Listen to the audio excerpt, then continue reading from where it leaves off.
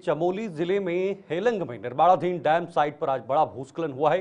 हेलंग में अलकनंदा के किनारे बन रही विष्णु घाट पीपल कोटी जल विद्युत परियोजना के डाइवर्जन साइट पर चट्टान टूटकर गिर गई है।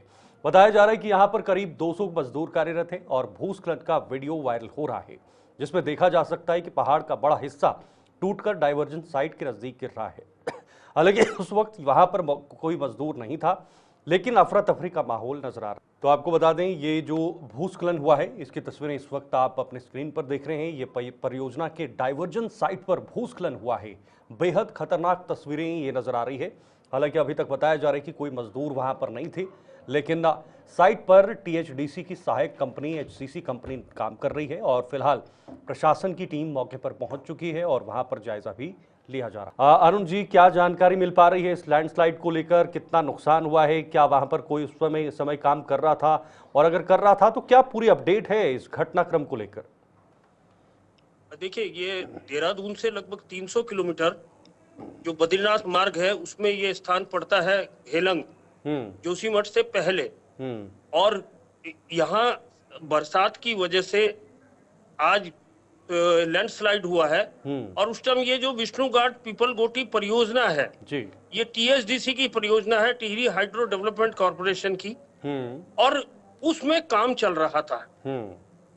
तो वो जब लैंडस्लाइड आया तो कुछ मजदूरों ने भाग के जान बचाई और कुछ वहां फंस गए। लगभग 4 मजदूर जो सूचना मिल रही है घायल हो गए हैं। और उन 4 उसके बाद जब ये घटना घटी है उसके बाद एसडीआरएफ, पुलिस, स्थानीय लोगों ने और जो और मजदूर थे उन्होंने बचाव कार्य किया और इन मजदूरों को अस्पताल पहुंचाया।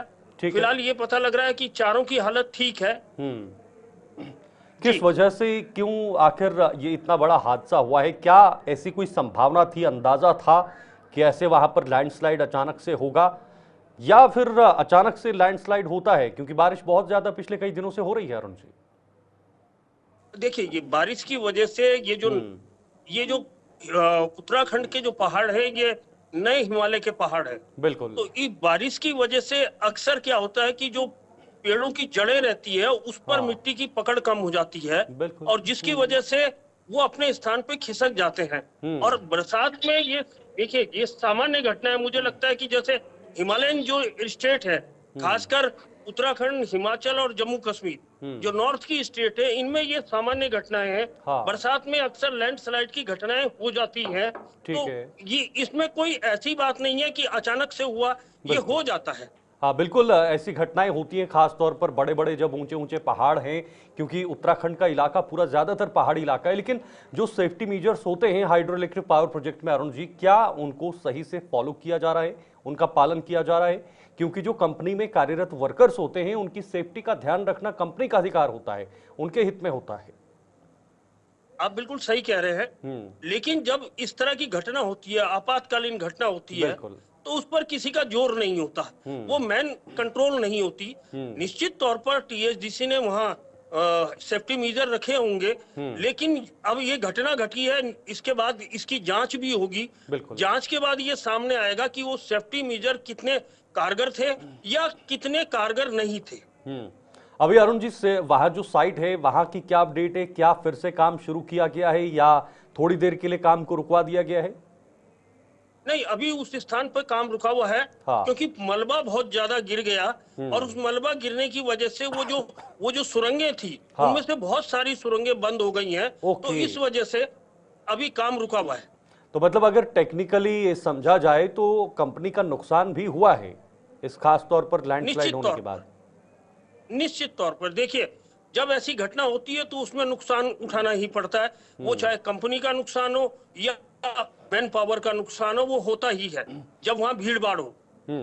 उत्तराखंड में ये आम है अरुण जी, अक्सर समय समय पर ऐसी घटनाएं देखने को मिलती है। कहीं पर सड़कों पर लैंडस्लाइड होता है, रिसाव होता है जमीन का।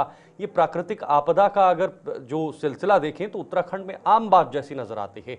इन तमाम चीजों को लेकर सरकार कैसे मॉनिटरिंग कर रही है आने वाले समय में, या जो बरसात का समय चल रहा है, सरकार कैसे ओवरऑल इस पर मॉनिटरिंग कर रही है? देखिए, हर जगह प्रशासन और पुलिस की ड्यूटी है हाँ। कि कहीं भी अगर ऐसी घटना की, दुर्घटना की सूचना मिले तो तुरंत मौके पे पहुंचे। साथ में एनडीआरएफ, एसडीआरएफ भी तैनात रहती है। तो ये तमाम चीजें हैं। अब देखिए, प्रिकॉशन अपनी तरफ से सरकार लेती है, बिल्कुल। लेकिन कुदरत का कहर पे किसी का बस नहीं चलता। मैं ये कह रहा हूँ, इस बार देखिए हिमाचल में कितना नुकसान हुआ है बरसात से, बहुत ज्यादा नुकसान हुआ है। उत्तराखंड में उतना नुकसान नहीं हुआ, लेकिन अब ये अचानक घटी घटना है कि वहाँ वो डैम साइड में काम चल रहा था और अचानक पहाड़ भरभरा कर नीचे आ गया और उसकी चपेट में ये 4 मजदूर आ गए। तो कोशिश की जाती है कि नुकसान कम से कम हो, लेकिन अगर नुकसान हो जाता है, ये आपातकालीन स्थितियां हैं, तो इसमें देखिए किसी का बस नहीं चलता। बिल्कुल, किसी का बस नहीं चलता। बहुत बहुत शुक्रिया आपका अरुण जी हमारे साथ ज्वाइन होने के लिए और ये तमाम अपडेट साझा करने के लिए। हमारे वरिष्ठ पत्रकार अरुण जी इस वक्त जुड़े हुए थे, जिन्होंने कहा कि जब प्राकृतिक आपदा जैसी स्थिति बनती है तो वो मनुष्य के वश में नहीं होता, क्योंकि ये प्राकृतिक है। लेकिन फिलहाल जो हादसा हुआ है, जो वहां पर घटनाक्रम हुआ है, इस पर किसी के हताहत होने की खबर नहीं है। हाँ, जरूर सुरंगों में थोड़ा बहुत नुकसान होने की संभावना है।